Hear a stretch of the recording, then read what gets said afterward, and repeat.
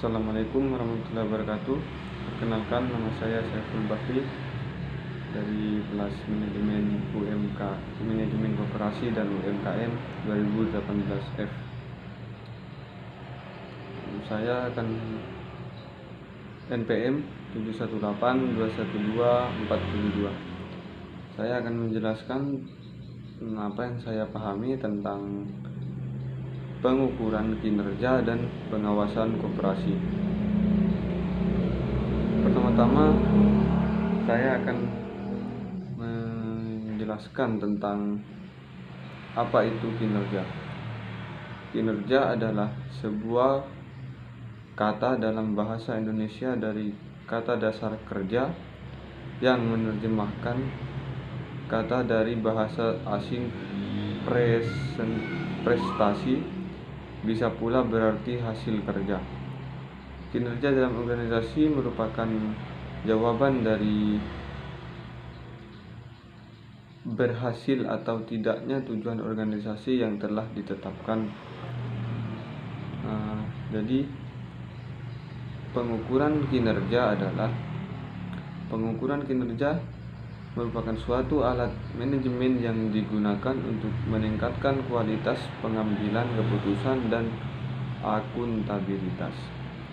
Proses pengukuran kinerja seringkali membutuhkan pengguna bukti statistik untuk menentukan tingkat kemajuan suatu organisasi dalam meraih tujuannya. Prinsip-prinsip dalam pengukuran kerja yaitu seluruh aktivitas kerja yang signifikan harus diukur. Pekerjaan yang tidak diukur atau dinilai tidak dapat dikelola karena dari tidak ada informasi yang bersifat objektif untuk menentukan nilainya. Selanjutnya, kerja yang tidak diukur sebaiknya diminimalisir atau bahkan ditiadakan saja. Dan keluaran kinerja yang diharapkan harus ditetapkan untuk seluruh kerja yang diukur. Hasilnya, keluaran menyediakan dasar untuk menetapkan akuntabilitas hasil alih sekedar mengetahui tingkat usaha. Yang keenam, mendefinisikan kinerja dalam artian hasil kerja semacam apa yang diinginkan adalah cara manajer dan pengawas untuk membuat penugasan kerja operasional. Pelapor kinerja dan analisis variasi harus dilakukan secara periode. Kelembagaan, keanggotaan, permodalan, volume untuk selanjutnya. Kelembagaan, keanggotaan, permodalan, volume usaha, aset, dan SHU. Secara garis besar, lembaga koperasi merupakan sebuah lembaga keuangan yang berasaskan kekeluargaan dan bergotong royong, dan tujuannya pun tak lain untuk meningkatkan taraf ekonomi anggotanya dan masyarakat sekitar. Untuk kelembagaan, organisasi koperasi adalah alat untuk mencapai tujuan, sedangkan struktur organisasi adalah susunan hubungan antara komponen dan antara posisi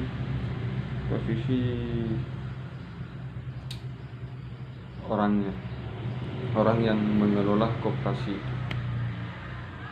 Ada 3 hal penting tujuan sebuah lembaga didirikan. Yang pertama, memaksimumkan keuntungan. Sebuah lembaga harus mampu memaksimalkan keuntungan yang didapat untuk meningkatkan kualitas anggota maupun sekitarnya. Yang kedua, setelah sebuah lembaga mendapatkan keuntungan yang maksimal, lembaga itu pun harus melaksanakan nilai-nilai yang diemban sejak didirikannya koperasi. Meminimumkan biaya untuk melaksanakan untuk melaksanakan kedua poin tersebut, sebuah lembaga harus mampu memanfaatkan roster yang ada ataupun yang terbatas untuk mengefisienkan pelaksanaannya.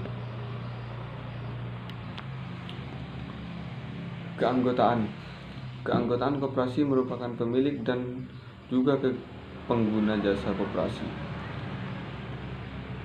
Syarat keanggotaan koperasi yaitu setiap warga negara Indonesia yang mampu melakukan tindakan hukum atau badan hukum koperasi yang memenuhi persyaratan.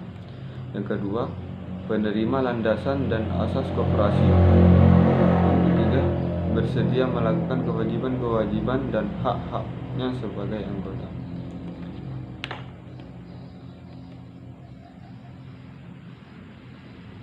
Permodalan. Modal jangka panjang diperlukan untuk menyediakan fasilitas fisik bagi koperasi. Modal jangka pendek diperlukan oleh koperasi untuk membiayai kegiatan operasional koperasi. Aset sebagai penggerak ekonomi rakyat dan sebagaimana soko guru perekonomian nasional, koperasi sering mendapatkan hubungan dari berbagai pihak dan bentuk dan tujuan atau sumbangan barang modal untuk menjalankan usahanya. Sisa hasil usaha. Istilah ini dalam organisasi badan usaha koperasi dapat dipandang dari dua sisi, yaitu dari sisi SHU yang ditentukan